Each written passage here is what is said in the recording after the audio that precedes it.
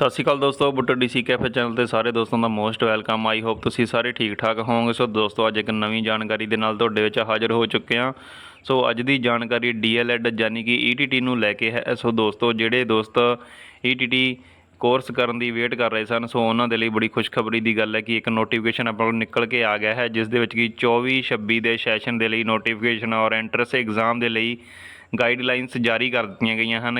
ਸੋ ਅੱਜ ਦੀ ਇਸ ਵੀਡੀਓ ਵਿੱਚ ਸਾਰੀ ਜਾਣਕਾਰੀ ਤੁਹਾਡੇ ਨਾਲ ਸਾਂਝੀ ਕਰਾਂਗੇ। ਸੋ ਜਿਹੜੇ ਦੋਸਤ ਚੈਨਲ ਤੇ ਨਵੇਂ ਆਏ ਹਨ, ਚੈਨਲ ਨੂੰ ਕਰ ਲਓ ਸਬਸਕ੍ਰਾਈਬ, ਨਾਲ ਦੇ ਨਾਲ ਹੀ ਬੈਲ ਆਈਕਨ ਦੀ ਘੰਟੀ ਨੂੰ ਪ੍ਰੈਸ ਕਰ ਲਓ ਤਾਂ ਜੋ ਜਦੋਂ ਵੀ ਨਵੀਂ ਵੀਡੀਓ ਆਉਂਦੀ ਹੈ ਤਾਂ ਸਭ ਤੋਂ ਪਹਿਲਾਂ ਤੁਹਾਡੇ ਤੱਕ ਪਹੁੰਚ ਸਕੇ। ਸੋ ਸਭ ਤੋਂ ਪਹਿਲਾਂ ਆਪਾਂ ਦੇਖ ਲੈਂਦੇ ਹਾਂ ਕਿ ਆਪਣੇ ਕੋਲ ਇੱਕ ਨੋਟੀਫਿਕੇਸ਼ਨ ਜੋ ਕਿ 5/11/2024 ਨੂੰ ਆਪਣੇ ਕੋਲੇ ਆਊਟ ਹੋ ਚੁੱਕਿਆ ਹੈ, ਜੋ ਜਿਸ ਦੇ ਵਿੱਚ ਕਿ ਆਪਣੇ ਕੋਲੇ 24-26 ਦੇ ਸੈਸ਼ਨ ਨੂੰ ਲੈ ਕੇ ਜੋ ਗਾਈਡਲਾਈਨਸ ਉਹ ਜਾਰੀ ਹੋ ਚੁੱਕੀਆਂ ਹਨ। ਕੀ ਇਸ ਵਾਰ ਕ੍ਰਾਈਟੇਰੀਆ ਦੱਸਿਆ ਗਿਆ ਹੈ, ਸੋ ਆਪਾਂ ਸਾਰਾ ਤੁਹਾਡੇ ਨਾਲ ਸਾਂਝਾ ਕਰਾਂਗੇ। ਸੋ ਸਭ ਤੋਂ ਪਹਿਲਾਂ ਆਪਾਂ ਦੇਖ ਲੈਂਦੇ ਹਾਂ ਜੀ, ਇਸ ਦੇ ਵਿੱਚ ਅਕੈਡਮਿਕ ਸੈਸ਼ਨ ਜੋ ਕਿ 2024-25 ਦਾ ਆਪਣੇ ਕੋਲੇ ਆਊਟ ਹੋਇਆ ਹੈ ਨੋਟੀਫਿਕੇਸ਼ਨ।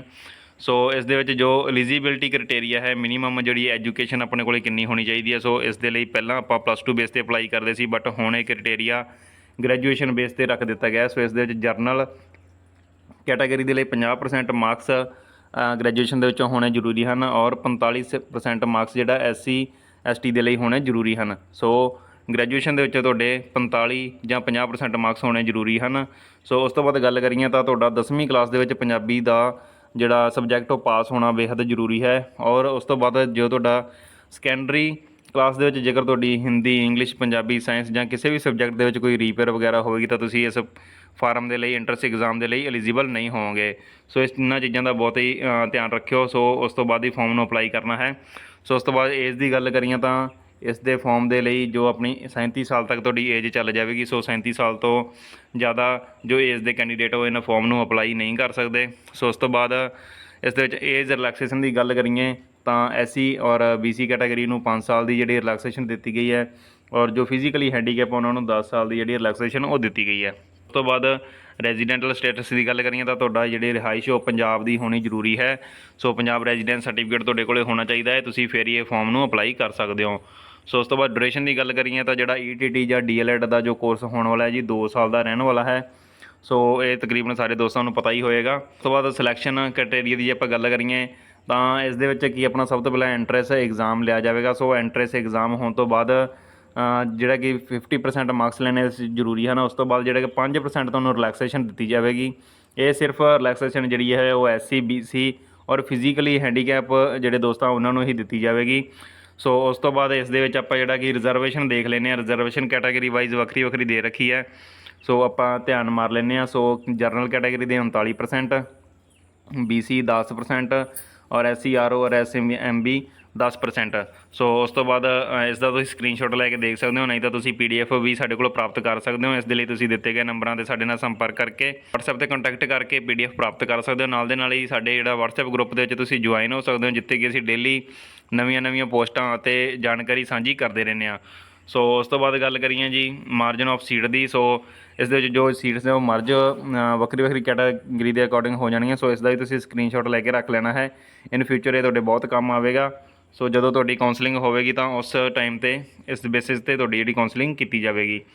ਸੋ ਉਸ ਤੋਂ ਬਾਅਦ ਆਪਾਂ ਗੱਲ ਕਰਦੇ ਹਾਂ ਜੀ ਐਪਲੀਕੇਸ਼ਨ ਫੀਸ ਦੀ। ਸੋ ਐਪਲੀਕੇਸ਼ਨ ਫੀਸ ਹੈ ਜਿਹੜੀ ਜਰਨਲ OBC ਔਰ BC ਕੈਟਾਗਰੀ ਦੇ ਜੋ EWS ਦੇ ਕੈਂਡੀਡੇਟ ਹਨ ਉਹਨਾਂ ਦੇ ਲਈ 1000 ਰੁਪਏ ਜਿਹੜੇ ਕਿ ਫੀਸ ਰੱਖੀ ਗਈ ਹੈ। ਸੋ SC ST ਦੇ ਜੋ ਹੈਂਡੀਕੈਪ ਵੀਰ ਹਨ ਸੋ ਉਹਨਾਂ ਦੇ ਲਈ ਜੋ 500 ਰੁਪਏ ਫੀਸ ਰੱਖੀ ਗਈ ਹੈ। ਸੋ ਉਸ ਤੋਂ ਬਾਅਦ ਜੋ ਐਕਸ ਸਰਵਿਸਮੈਨ ਆ ਉਹਨਾਂ ਦੇ ਲਈ ਕੋਈ ਵੀ ਫੀਸ ਨਹੀਂ ਰੱਖੀ ਗਈ।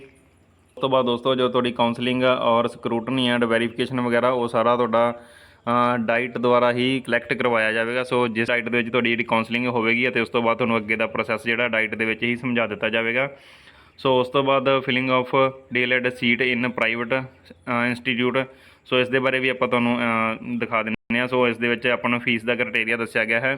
ਸੋ ਜੇਕਰ ਤੁਹਾਡੀ ਮੈਰਿਟ ਚੰਗੀ ਬਣਦੀ ਹੈ, ਤੁਹਾਡੇ ਨੰਬਰ ਵਧੀਆ ਆਉਂਦੇ ਹਨ, ਤਾਂ ਜੇਕਰ ਤੁਸੀਂ ਡਾਈਟ ਦੇ ਵਿੱਚ ਐਡਮਿਸ਼ਨ ਲੈਂਦੇ ਹੋ ਤਾਂ ਤੁਹਾਡੀ SC ਔਰ ST ਦੇ ਲਈ ਕੋਈ ਵੀ ਫੀਸ ਨਹੀਂ ਲੱਗੇਗੀ। ਔਰ ਜੋ ਜਰਨਲ ਕੈਟਾਗਰੀ ਦੇ ਸਟੂਡੈਂਟ ਰਹਿਣਗੇ ਸੋ ਉਹਨਾਂ ਦੇ ਲਈ 8500 ਰੁਪਈਆ ਪਰ ਐਨੂਅਲ। ਸੋ 1 ਸਾਲ ਦੀ ਜਿਹੜੀ ਫੀਸ ਆ 8500 ਰੁਪਏ ਲੱਗੇਗੀ। ਔਰ ਜੇਕਰ ਤੁਹਾਡਾ ਡਾਈਟ ਦੇ ਵਿੱਚ ਨੰਬਰ ਨਹੀਂ ਆਉਂਦਾ, ਅਦਰ ਪ੍ਰਾਈਵੇਟ ਸਕੂਲ ਦੇ ਵਿੱਚ ਤੁਸੀਂ ਐਡਮਿਸ਼ਨ ਲੈਣੀ ਹੈ, ਤਾਂ ਜੇਕਰ ਤੁਸੀਂ ਕਾਉਂਸਲਿੰਗ ਦੇ ਥਰੂ ਜਾਂਦੇ ਹੋ ਤਾਂ ਉਸ ਦੇ ਵਿੱਚ ਤੁਹਾਡਾ 44000 ਤੋਂ ਲੈ ਕੇ 40000 ਤੱਕ ਜਿਹੜਾ ਤੁਹਾਡਾ ਖਰਚਾ ਆ ਸਕਦਾ ਹੈ। ਠੀਕ ਹੈ ਜੀ। ਜੇਕਰ ਤੁਸੀਂ ਮੈਨੇਜਮੈਂਟ ਕੋਟੇ ਦੇ ਥਰੂ ਜਾਂਦੇ ਹੋ ਤਾਂ 44,000 ਰੁਪਏ ਔਰ ਕਾਉਂਸਲਿੰਗ ਕੋਟੇ ਦੇ ਥਰੂ ਜਾਂਦੇ ਹੋ ਤਾਂ 40,000 ਰੁਪਏ। ਸੋ ਇਸ ਤਰ੍ਹਾਂ ਕਰਕੇ ਇਹ ਫੀਸ ਦਾ ਕ੍ਰਾਈਟੇਰੀਆ ਦੱਸਿਆ ਗਿਆ ਹੈ, ਜੋ ਕਿ ਡਾਈਟ ਔਰ ਪ੍ਰਾਈਵੇਟ ਕਾਲਜ ਦੇ ਥਰੂ। ਠੀਕ ਹੈ ਜੀ। ਸੋ ਇਹ ਸੀ ਅੱਜ ਦੀ ਇੰਪੋਰਟੈਂਟ ਜਾਣਕਾਰੀ। ਆਈ ਹੋਪ ਇਸ ਦੇ ਨਾਲ ਤੁਹਾਨੂੰ ਬਹੁਤ ਲਾਭ ਮਿਲੇਗਾ। ਬਾਕੀ ਜੇਕਰ ਤੁਸੀਂ ਇਸ PDF ਨੂੰ ਪ੍ਰਾਪਤ ਕਰਨਾ ਚਾਹੁੰਦੇ ਹੋ ਤਾਂ ਸਾਡੇ ਦਿੱਤੇ ਗਏ ਨੰਬਰ 'ਤੇ ਸਾਡੇ ਨਾਲ ਸੰਪਰਕ ਕਰ ਸਕਦੇ ਹੋ। ਤਾਂ ਦੋਸਤੋ, ਜਿਹੜੇ ਵੀਰਾਂ ਨੇ ਹਜੇ ਤੱਕ ਵੀ ਚੈਨਲ ਨੂੰ ਸਬਸਕ੍ਰਾਈਬ ਨਹੀਂ ਕੀਤਾ ਤਾਂ ਜਲਦੀ ਤੋਂ ਜਲਦੀ ਚੈਨਲ ਨੂੰ ਸਬਸਕ੍ਰਾਈਬ ਕਰ ਲਓ, ਤਾਂ ਜੋ ਇਸ ਤਰ੍ਹਾਂ ਦੀ ਜਦੋਂ ਵੀ ਇਨਫੋਰਮੇਸ਼ਨ ਆਉਂਦੀ ਹੈ ਤਾਂ ਤੁਹਾਡੇ ਤੱਕ ਸਾਂਝੀ ਕਰਦੇ ਰਹਿੰਦੇ ਹਾਂ, ਜਾਣਕਾਰੀ ਤੁਹਾਡੇ ਤੱਕ ਸਭ ਤੋਂ ਪਹਿਲਾਂ ਪਹੁੰਚ ਜਾਵੇ। ਸੋ ਮਿਲਦੇ ਹਾਂ ਜੀ ਇਸੇ ਤਰ੍ਹਾਂ ਦੀ ਨਵੀਂ ਇਨਫੋਰਮੇਸ਼ਨ ਨਾਲ। ਧੰਨਵਾਦ ਜੀ।